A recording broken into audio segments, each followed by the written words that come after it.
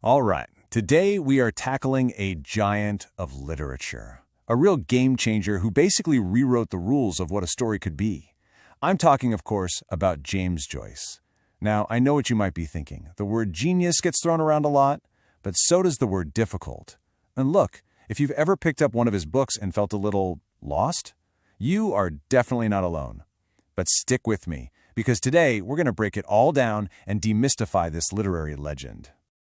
So let me ask you something. Who do you think is the most influential writer that you've probably never actually read? I mean, really read. There's a good chance the answer is this guy, James Joyce.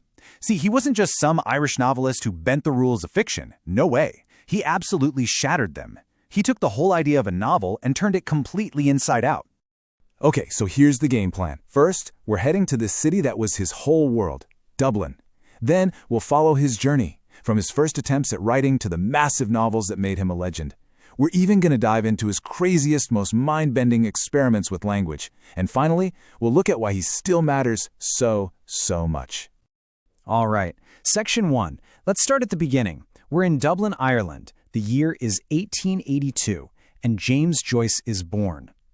This is the guy who would go on to become a giant of the modernist movement. You know, the one who totally flipped the novel on its head. So, what was his secret weapon? Well, it really comes down to this one groundbreaking idea, stream of consciousness. So what is that? Think about it like this. Most books, they're kind of like the greatest hits album of a character's life, right? Just the important parts. Joyce, on the other hand, he gives you the raw, unfiltered live stream from inside their brain. Every random thought, every half-remembered song, every weird feeling that pops up, it's all there, messy and real, jumping from one thing to the next, just like your own mind does every single second.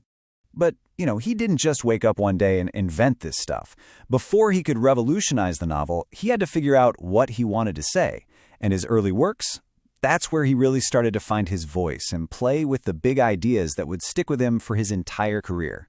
And right away, you can see these two huge forces kind of battling it out in his writing. So you've got something like The Holy Office, where he's basically taking on the power of the church, questioning all that institutional authority. But then on the flip side, you get his poetry and chamber music, which is super personal, all about love and these really intimate emotions. And that's the key right there, that constant tug of war between the outside world with all its rules and our own private inner life. That tension is what fueled like everything he wrote after. Okay, now we're getting to the stuff that really put Joyce on the map. This is where he zooms in on his hometown, and he doesn't just use Dublin as a setting. Oh no, for Joyce, Dublin becomes a living, breathing character, the absolute heart of the story. So in 1914, he drops Dubliners. It's this collection of 15 short stories that feel like snapshots of real people living their ordinary lives. But the real magic here is something Joyce called an epiphany. You know that feeling when you have this sudden, tiny moment of realization? It could be from a random comment someone makes or a song you hear, and suddenly everything just clicks into place. That's what these stories are built on. It's an incredibly human book, and it ends with one of the most beautiful and frankly heartbreaking stories ever written, The Dead. Okay, so just 2 years after that, he comes out with his first proper novel, A Portrait of the Artist as a Young Man. Now, this one is way more personal. It's basically his own story, a kind of semi-autobiography. We're following this character, Stephen Dedalus, who is pretty much Joyce's stand-in, as he tries to break free from everything holding him back, his family, his religion, all of Irish society, all so he can become the artist he's meant to be. So you can really see the change in focus, right? With Dubliners, he's using this big, wide-angle lens, trying to capture the spirit of a whole city full of people. But with A Portrait, he throws on a microscope. He zooms all the way in, taking us on this incredibly deep dive into the mind of one single person trying to figure himself out. And this, right here, is where things start to get wild. I mean, really radical. Joyce has basically mastered telling the story of his city. So now what? Well, now he starts to experiment. He starts pushing the absolute limits of language itself to see what a story can actually do. Then comes 1922, and he unleashes what many call his masterpiece, Ulysses. Okay, so the plot sounds ridiculously simple. We just follow a guy named Leopold Bloom around Dublin for one single day. That's it. But here's the absolute genius of it. Joyce maps that entire ordinary day onto Homer's ancient epic, the Odyssey. So suddenly, a walk to the corner store feels like a mythical quest. A pint at the pub becomes a grand adventure. He takes the mundane, everyday stuff of life and shows us how heroic and epic it can be. He's saying that everybody's life is its own odyssey. But you'd think he'd stop there, right? Nope. After Ulysses, Joyce just went even deeper into the wilderness. His final book, Finnegan's Wake, took him 17 years to write, and it is legendary for being one of the hardest books, maybe the hardest book, ever written in English. So what on earth makes it so difficult? Okay, imagine a book that's like a dream you can't wake up from. It's a total labyrinth of language.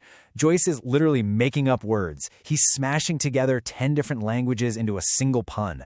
The story doesn't even move forward. It just loops and circles around and around. It is so dense, it can feel like hitting a brick wall. Honestly, it's not really a book you read in the normal sense.